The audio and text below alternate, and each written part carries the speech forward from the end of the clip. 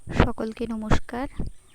আমার নতুন আরেকটি ভিডিওতে আজকে আপনাদের সঙ্গে সন্ধ্যাকালীন একটি ফুলের ভিডিও আপনাদের দেখাচ্ছি। ফুলটির নাম হলো সন্ধ্যা মালতী। এটি সাধারণত বর্ষা দিকটাই বেশি ফোটে।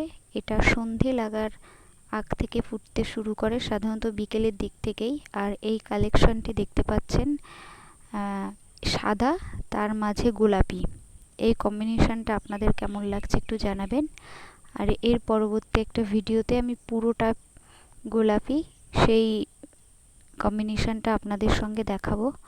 আর এই গাছের বেশ কিছু উপকারিতাও রয়েছে।